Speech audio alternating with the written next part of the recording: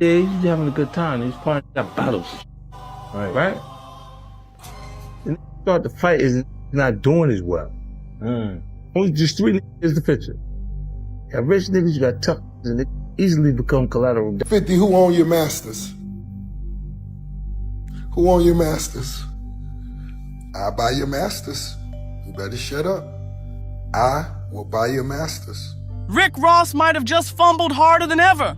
Word is, he messed up big time by threatening to snatch up 50 Cent's masters and trying to leak a bogus tape of 50 at one of Diddy's wild freak-off parties. But 50 ain't letting that slide. He's going all in for revenge, and Ross is about to feel the heat like never before. Slippery soap. Yo, I actually washed the car because I'm supporting my brother. I'm not just buying slippery soap. I'm actually using it myself. So, yo, just stay tuned to see Diddy and Rose wash the car. Brother, Ricky Rose, you a hustler, motherfucker, man. Woo! I've known you for a long time for helping me with Ciroc, to just like watching your whole get down. You a hustler, motherfucker. Apparently, Ross might have crafted an entire plan just to push a bogus video linking 50 to Diddy in some sketchy, questionable situation. But here's the twist. Turns out that video is nothing but straight-up AI-made garbage. And 50? Yeah.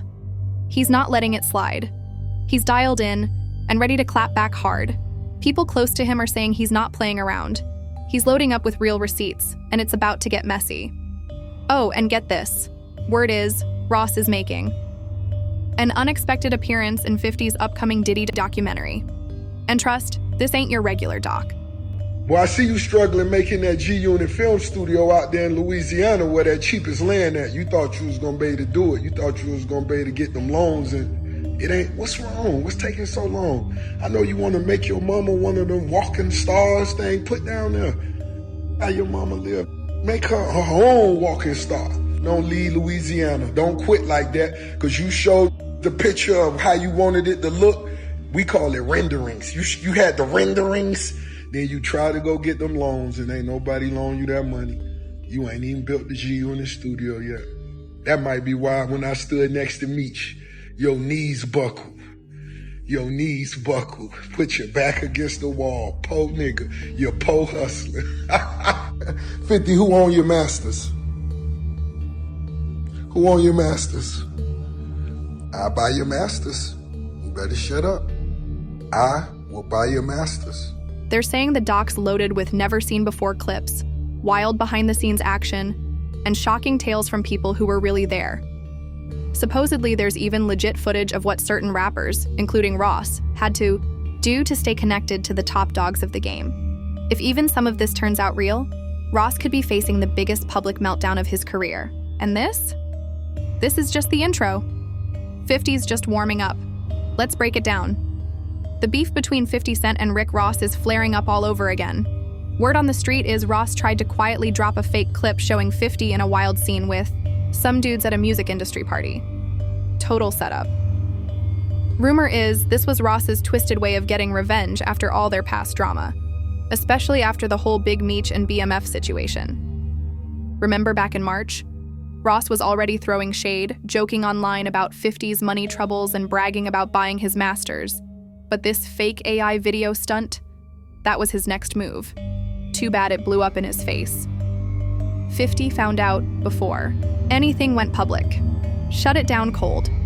Now he's plotting something serious, and Ross has no clue what's headed his way. Word is, 50's got real footage too, and it allegedly puts Ross in a whole new kind of spotlight. Slippery soap. Yo, I actually washed the car because I'm supporting my brother. I'm not just buying slippery soap.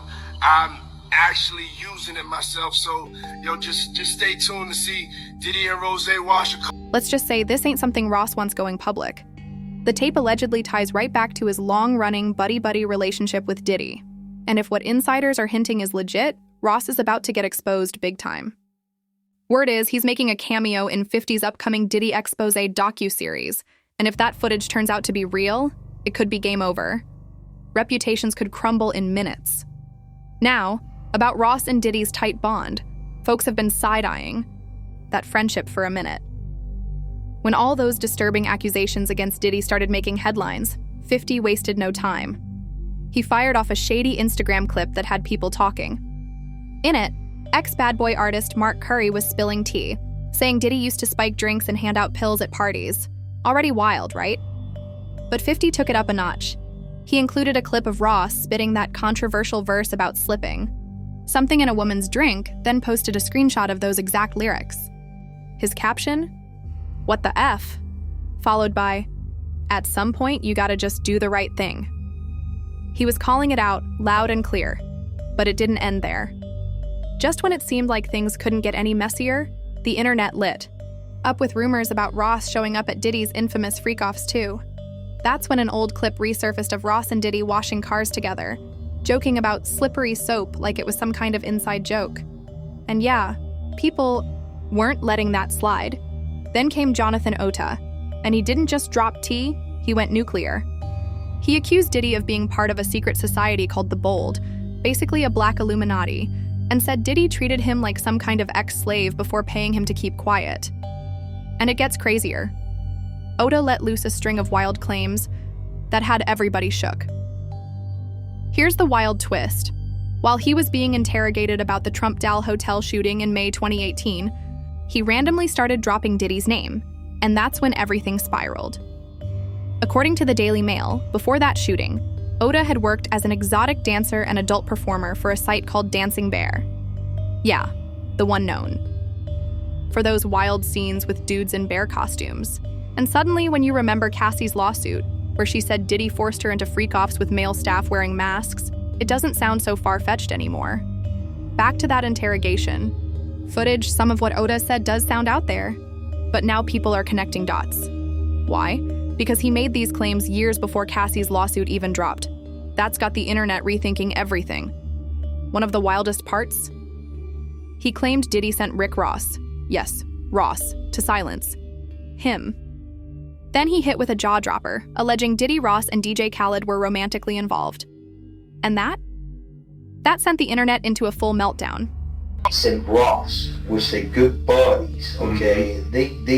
They're gay. Who? Both. Diddy and Ross. And Khaled.